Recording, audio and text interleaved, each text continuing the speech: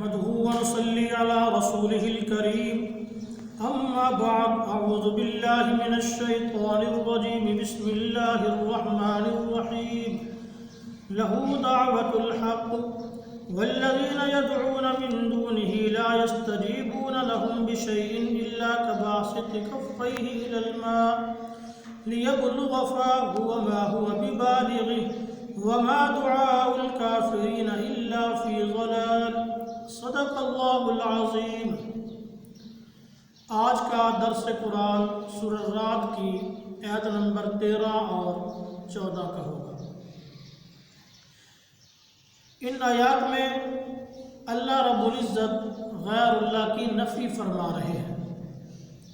فرمایا لہو دعوت الحق، کہ صرف اللہ کو پکارنا حق اور سچ ہے۔ انسان پر جس قسم کے بھی حالات آئیں، ہر حالت میں ایک اللہ کو پکارنا توحید کہلاتا ہے۔ اللہ کے ساتھ کسی اور کو پکاریں گے تو یہ شرک کہلائے گا اور مشرک کی کبھی بخشش نہیں ہو سکتی۔ اللہ رب العزت ہی حقیقی بادشاہ ہے، شہنشاہ ہے۔ اللہ رب العزت فرماتے ہیں وَقَالَ رَبُّكُمُ ادْعُونِي أَسْتَجِبْ لَكُمْ، کہ تم مجھے پکارو، میں ہی تمہاری پکار کو، تمہاری دعاؤں کو قبول کرنے والا ہوں۔ اور دوسرے مقام پر اللہ نے فرمایا نَبِّئْ عِبَادِي أَنِّي أَنَا الْغَفُورُ الرَّحِيمُ، کہ میرے پیغمبر صلی اللہ علیہ وسلم میرے بندوں کو بتا دو کہ میں غفور الرحیم ہوں۔ انسان جس قدر گناہ کر لے اور گناہ کر کے گناہوں کے انبار کیوں نہ لگا دے، جب انسان سچے دل کے ساتھ چل کر اللہ رب العزت کے در پہ آتا ہے اور اللہ کے خوف سے دو آنسو بہاتا ہے، اللہ رب العزت زندگی بھر کے گناہوں کو ایک لمحہ میں معاف فرما دیتے ہیں۔ وہ ایسی کریم ذات ہے۔ اس لیے آج دنیا کے اندر اللہ کو پکار لیں، اللہ کو راضی کر لیں۔ اگر دنیا کے اندر اللہ کو نہ پکارا تو آخرت میں پھر پکارنا کوئی فائدہ نہیں دے گا۔ جیسے ایک روایت میں آتا ہے کہ جب کافر لوگوں کو جہنم کے اندر ڈالا جائے گا تو یہ کافر لوگ درخواست کریں گے کہ ہمیں پینے کے لیے پانی دیا جائے، اور جنتیوں سے کہیں گے ان افیضوا علینا من الماء او مما رزقکم اللہ، کہ جنتیوں ہمارے اوپر پانی بہا دو، جو اللہ نے تمہیں رزق دیا ہے اس میں سے ہمیں بھی کچھ دے دو۔ تو وہ جواب دیں گے ان اللہ حرمہما علی الکافرین، کہ اللہ نے جنت کی نعمتیں کافروں پر حرام کر دی ہے۔ اور یہ کافر لوگ جہنم کے اندر 1000 سال تک برابر اللہ کو پکارتے رہیں گے، اللہ کو پکارتے رہیں گے، درخواست کرتے رہیں گے کہ ہمیں پیاس لگی ہے، ہمارے اوپر بارش نازل فرما دے تاکہ ہم پانی پی کر اپنی پیاس کو بجھا سکیں۔ تو 1000 سال تک پکارتے رہیں گے، کوئی جواب نہیں ملے گا۔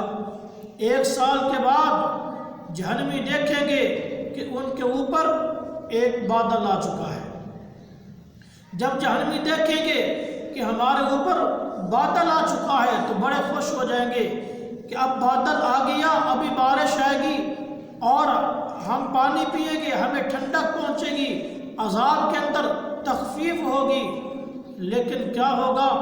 غور سے سننے کی بات ہے اور عبرت حاصل کرنے کا مقام ہے۔ اسی بادل سے سانپ اور بچھو گریں گے۔ یہ ہے آخرت کا ہولناک منظر، جہنم کا ہولناک منظر۔ اور پھر اللہ رب العزت فرمائیں گے قَالَ اخْسَئُوا فِيهَا وَلَا تُكَلِّمُونِ، کہ جہنم کے اندر پڑے رہو اور مجھ سے بات مت کرو۔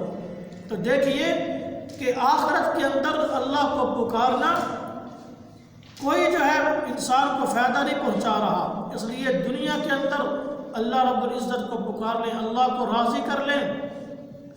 اگر خدا نخواستہ دنیا سے کفر کی حالت میں چلے گئے پھر ابدی طور پر جہنم کے مستحق ہوں گے، اور کافروں کے لیے کبھی بھی جہنم کے اندر عذاب میں تخفیف نہیں کی جائے گی، اور کبھی ایک لمحہ کے لیے ان والذین یدعون من دونہ، جو لوگ اللہ کو چھوڑ کر دوسروں کو پکارتے ہیں ان کو بڑی پیاری مثال دے کر سمجھایا، فرمایا کہ جس طرح ایک انسان اپنے سامنے پانی کا گلاس رکھے اور پھر ہاتھ کے اشارے سے اس پانی کے گلاس کو پکارتا رہے کہ میرے پاس آ جا، میرے منہ میں آ جا تاکہ میں پانی پی سکوں، تو جتنے عرصے تک وہ اس پڑے ہوئے پانی کے گلاس کو بلاتا رہے گا ہاتھ کے اشارہ سے، کبھی یہ پانی کا گلاس خود بخود اٹھ کر اس کے منہ تک نہیں پہنچے گا۔ فرمایا یہی مثال ہے ان لوگوں کی جو غیر اللہ کو پکارتے ہیں کہ یہ اپنی ساری زندگی غیر اللہ کو پکارتے رہیں، آخر کار پکارتے پکارتے تھک جائیں گے، لیکن کبھی اللہ کے علاوہ کوئی اور ان کی مدد نہیں کرے گا، ان کی پکار کو نہیں سنے گا۔ وَلِلَّهِ يَسْجُدُ مَن فِي السَّمَاوَاتِ وَالْأَرْضِ، اور فرمایا کائنات میں جتنی بھی چیزیں ہیں فرمایا سب اللہ کو سجدہ کرتی ہیں۔ اللہ رب العزت ہی کی وہ ذات ہے جو سجدہ کے لائق ہے، کیونکہ جب اللہ نے ساری کائنات کو بنایا سجایا، تو جب اللہ نے کائنات کو بنایا تو کائنات کے بنانے میں اللہ کا کوئی شریک نہیں تھا، تو پھر عبادت کے اندر بھی اللہ کا کوئی شریک نہیں ہے۔ عبادت کا مستحق، سجدے کا مستحق ایک اللہ رب العزت ہے۔ یہ پیشانی ہماری اگر جھکے تو ایک اللہ کے در پہ جھکے، جن کی پیشانیاں اللہ کے در پر نہیں جھکتی پھر اللہ ان کو در در کے دھکے دیتا ہے، ان کو کچھ حاصل نہیں ہوتا اور یوں ہی وہ دنیا سے رخصت ہو جاتے ہیں۔ اور جن کی پیشانی اللہ کے در پر جھک جاتی ہے وہ دنیا میں بھی کامیاب ہے اور آخرت میں بھی کامیاب ہوگا۔ اللہ رب العزت عمل کی توفیق نصیب فرمائے۔ وما علینا الا البلاغ۔